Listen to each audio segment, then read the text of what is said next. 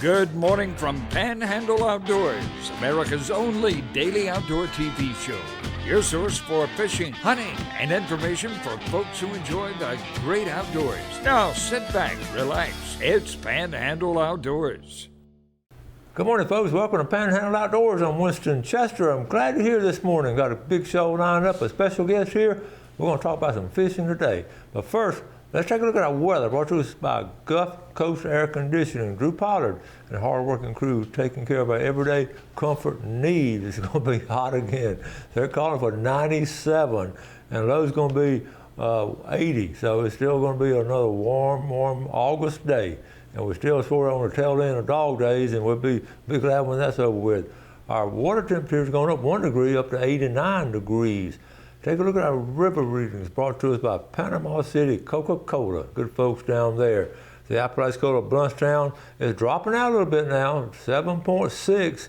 And I don't know if all that rain that came through with Hurricane Debbie, I don't know if it hit the watershed that much of on the Chattahoochee River up there. So we'll wait and see. And but right now it looks like it's going down pretty steady. The Choctawhatchee Caribbean, same way, it's going down. It's at a 5.7 this morning, so the river's starting to look good for the upcoming weekend. Our tide chart brought to us by Kent Forest Lawn. Decent tide today, rest of the week, not much tidal flow. High tide this morning, well, actually after lunch at 12:45, and low will be in the morning at 4:40, so they're moving along now, getting ready to flip. Wind direction still coming out of north-northwest at about 10 to 15. Good. This wind always a good time, like I said yesterday, to sort of get outdoors and do some things. But when that wind dies down, those bugs come out. They come out in force. Y'all know that. Let's take a break. We'll be right back with our guest.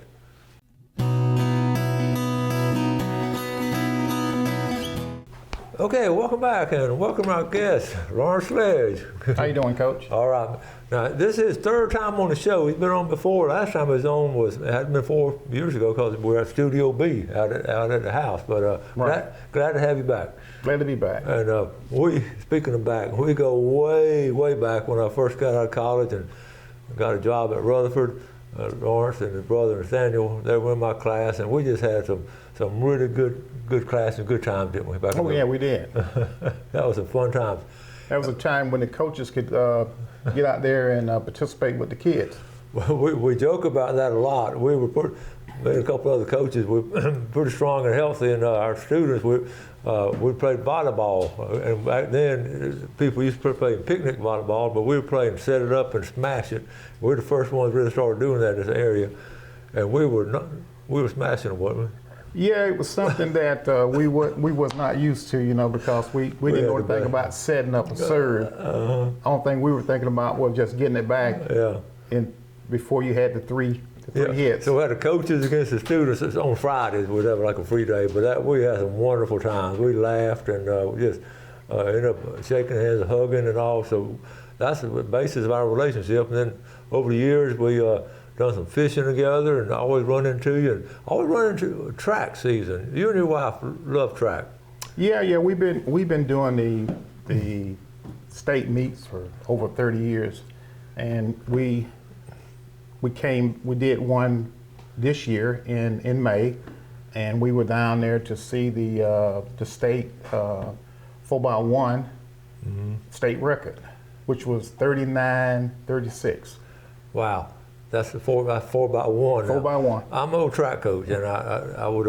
He's been going to he's been 2, 3, 4 days down there at the state track meet, and folks, that's a state track meet is just something to behold. Seeing those kids running like that and all that. Oh yeah.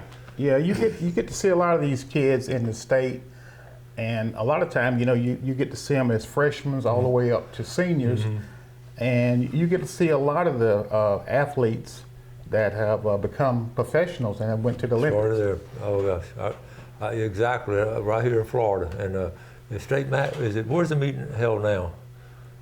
It was in Jacksonville. It used to be like in Winter Park, Orlando area. Right. When I was coaching, we'd go down there, and they'd always be up there cheering for the Mosley kids. I always remember we had some good runs there. So, but we always ended up talking about fishing. But before we get on fishing, we could make an honor roll of all those track athletes that come through that state meet that ended up playing pro sports and, like you said, going to Olympics. It's amazing watching them as 16, 17-year-olds. Yeah, I watched Walter Dix when he was at Miami, you know, at high school. Yeah. Coral Springs, he was at Coral Springs. I watched Justin Gatlin. Yeah. When he was in high school. Yeah. I remember, I'll tell you how far back this goes, Gerald Tinker kid, that he was being recruited by Penn State, and Joe Paterno, who was the head coach of Penn State, that's how far back this, Joe Paterno was in the stands at the state track meet to watch Tinker, and they signed him, and of course he went on and played All-American and then became a pro player, but Tinker was quite an athlete, but it's so neat. See, I went and spoke to Joe Paterno, nice guy. You can't do that kind of stuff now, but that shows what kind of support the college coaches and all have for track. But there were a bunch of them out there, girls too. You know, well, I've had one state championship. Cynthia Britt in 1985 set a state record in long jump, and then we had some great runners too. We would have won a state championship in a 4x1, but we dropped the baton. Well, I remember when you had T.J. Russ running for you, and I used to film a lot of those track meets back then, and I was filming T.J. in the finals, and there used to be a lot of betting at the meets. There used to be a lot of betting at the meets, and a lot of those people that went to the meets, you know, they followed those kids, you know, and they knew them real well, but they didn't know about the kids on our end. That's right. And TJ just happened to be in the middle of the track, and I was filming, and they were betting behind me, and I just turned around and I asked them, I said, well, what about that guy right there from Mosley in the middle of the track? Well, we don't know anything about that guy. So they shot the gun, and TJ went out probably about, I guess when the start, he slipped. He slipped, and I was still filming, and the guy said, "Well, you know, your boy, you know, he's done for." Right. And got it to about 80 meters, and TJ caught everybody, and he passed, and he won. And the guy said, "Well, you know, he figured his guy won." So I tried to play it back, you know, on my video, because you know you could play back on those big videos back then. And the guy, you know, he still didn't believe me. So I told him, I said, well, look, we'll just wait until they give out their awards, and then you'll see who won. So they found out, and then when he got ready to run the 200, I asked those guys back there who they had in the 200, and they said, we got that guy from Mosley. He proved it to them. That I forgot about those Saturday night finals. I mean, there'd be a stand full of people, and they'd be betting. It'd be like an auction and all. It was hilarious watching that. Oh, yeah. Okay, we got to take a break. We'll be right back.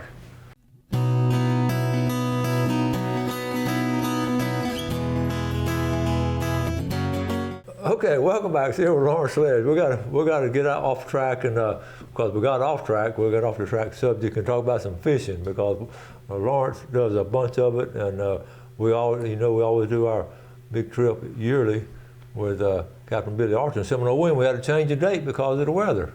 Yeah, we wasn't able to go out on June, the first Saturday in June this year, so we'll be going out on the 24th of August. So we'll be out there on the 24th, so we'll be getting some red snapper and some video. And Lawrence always puts this trip together. How long you been doing it? We've been fishing with Billy for over at least 35 years. 35 years. It goes way back with the old Gulf Power boys, and way back from the day. So that's awesome. All right, let's get to some freshwater stuff, because we're talking about a mess of fish. All right, what's the story on this one, Lawrence? Yeah, I caught those last month in Willis Landing. I went by myself. By yourself? Yeah, I went by myself, and I caught a mess of those brims and one catfish, a few walleyes. But actually, a guy had told me about some worms falling, which would be the pecan worms. Yep. And you know, if you can find mayflies or pecan worms, you're gonna get some fish. You're gonna produce fish That's because right. they're coming up and they're feeding on those worms. That's right. Now here's another mess right here. What about this story? Those were caught at Willis too. And that was a single, you know, I was by myself on that trip. Basically, you know, the same thing, you know, just Yeah. trying to find some good spots to fish, and then, you know, looking for worms. What kind of bait do you like to use? Crickets, worms, whatever, or anything? I prefer crickets, but I got a buddy of mine, Jerry Steele, and you know, he likes to bring the worms, and he likes to put his little glow powder in the worms, you know, where they can turn green. So We got to get Jerry to come on next time with you. He's a hoot. yeah. Hey, okay. All right. So you know, you need to have both. You need to have crickets and worms. That's right. All right. Here's another mess. What's the story here? Those were caught. Now, me and Jerry went down to Depot Creek, and we caught those. You can tell, you know, by the color, they're a little bit darker. Darker because in that creek Yeah, water. the river fish are lighter. Yeah. Now, when you eat them, can you tell the difference in them when you fry them up? Can you tell the difference between like a Depot Creek or the river fish? Can you? You know, you can. Yeah. I always thought that think that the river fish are better because you know the river runs, keeps it flushed out. Yeah. But those fish, there's nothing wrong with those fish that come out of Wimico. I know. Because a lot of those fish, if you see a lot of those big brims, and I got some more pictures in there, they actually are coming out of the river too. That's another picture. Okay, what? Those are the Depot too. Yeah. Depot, Lake Wimico. That's a good idea. Wash them off right there. That's a good. Well, those were at the fish house. Okay. I just take them to the fish house and I just leave them and pick them up the next day. I was going to ask you because that's a lot of cleaning. Yes, it's a lot of cleaning, and you know, when you're going on these fish trips, what I do is I get up early in the morning. I get up about 3:30, and then I'm trying to get on the road about 4:30. I want to be there at daylight, and I don't want to fish past 1 with this heat. That's cool. That's cool. And how long do you fish? Do you catch all of them? Now, that trip right there, that is, we fished 2 spots at Lake Wimico, and those males were kind of gathering up. Man, that's a good trip right there, Lawrence. Oh yeah, that was me and Jerry's, right? Yeah. Yeah, and actually, there's another picture in there where we went back in the same week. You know, while they were biting and while they were kind of, grouping up. We went back and we got 2 days in that week. But it's another picture in there. Right. And and basically, we give all the fish away. Do you really? Yeah. There's there's a lot of people that. You got a lot of friends, don't you? Yeah. There's a lot of older people that love fish that we we give fish to, and then Jerry, he gives a lot to his family. Well, he's got a big family. The Steels, Yeah, he's got a big family. Yeah, I know a bunch of them. Okay, what about this mess? Was that the same ones, or? That's another trip. That's another trip? Yeah, that was the same week. Oh, that's cool. That's cool. Well, you eat every now and then. Y'all eat some, don't you? You eat them fresh, or? Well, I'll eat them fresh, and pretty much after I freeze them, I pretty much like cycle them out. I'll a couple of people, want fish, and I just give them to them. And I know churches have fish fries and all kind of people that love fish. Yeah, Lonnie Mitchell. He has a church over in East End, and he does a fish fry. He does a family fish fry, and then I donate a lot of fish to Pastor Young over in Springfield. Okay. Every year, Pastor Young does a fish fry for Mother's Day. Oh, cool. So I've been you know, donating fish to him. I think this was the 3rd year. Good for you. Good for you. Okay, we're going to take a final break. Come back with Lawrence Sledge.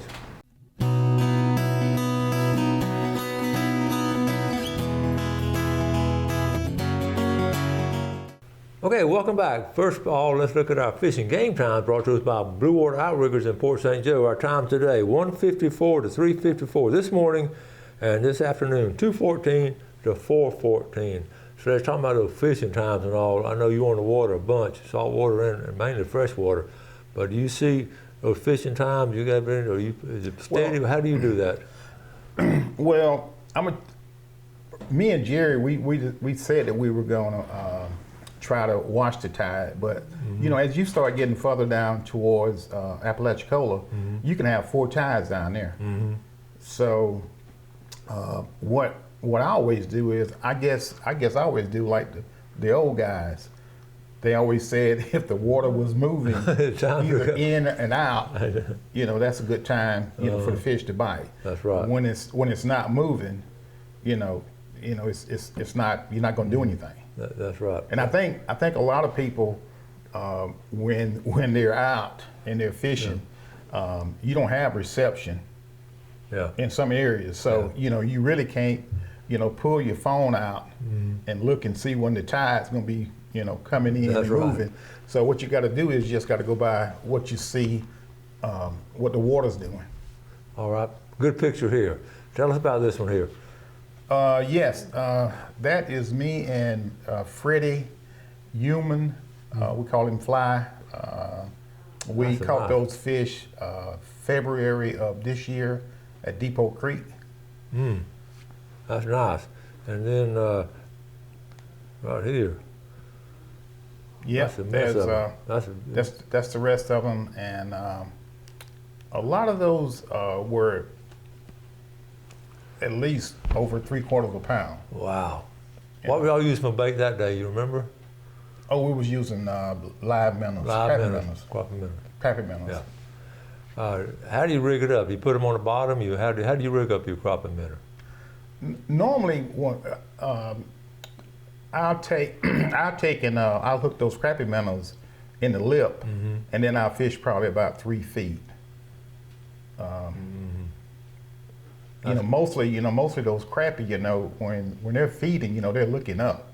You know, but that's a good point. But sometimes, you know, if you got a depth finder, or you know, a lot of people got these new live scopes now. I know. And you know, a lot of these fish could be a little bit deeper. You know, because they'll move. You know, they'll move with the temperature of the water. Those crappie will. Okay, what about, I know you do some fly fishing too in the springtime around Memorial Day. You like to do a little bit of fly fishing? Yeah, I know a couple of guys that live in Weewall, and they live pretty much close to Iola Landing.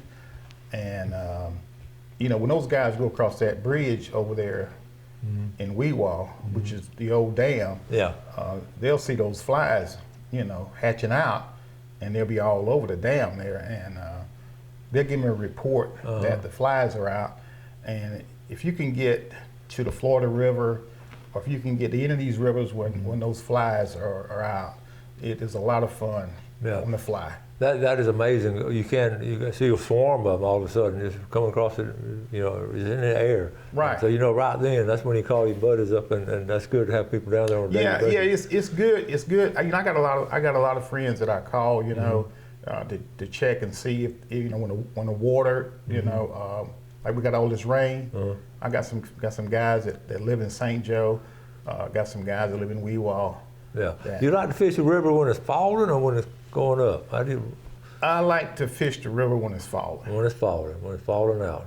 Yeah.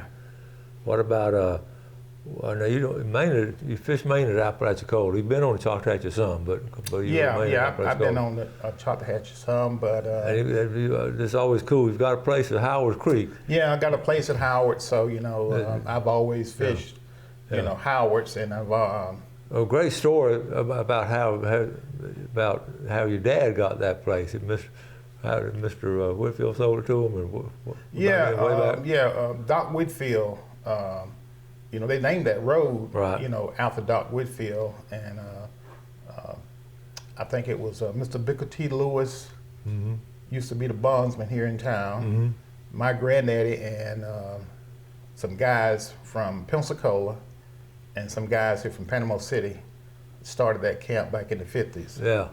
They still got it. Yeah, we It's still nice. have it. Yeah. And, you know, we got two brothers from Pensacola Yeah. that, you know, actually their daddy used to be my granddaddy was a president. And then when my granddaddy passed, then their granddaddy became the president. Ah, And, you know, so that's cool. they come down from Pensacola, and then we have Michael Duhart, which is here from Panama Yeah, I City. know him. You know, he's, you know, we both go down and take care of stuff. Yeah. Keep the other guys from Pensacola from coming all the way from Pensacola. Well, we run out of time like I always do. Let's go fishing. All right, We're gonna Coach. go, bud. Always glad to have you, Lawrence. All right, good to be on. All right, man. Listen, appreciate y'all watching the show. Y'all do something good for your fellow man today. You have a great day. Enjoy the outdoors. Take care of it, and God bless. Thanks for watching America's only daily outdoor TV show, Panhandle Outdoors with Winston Chester, featuring hunting, fishing, and other activities and information to help you enjoy the great outdoors. Join us next time for Panhandle Outdoors.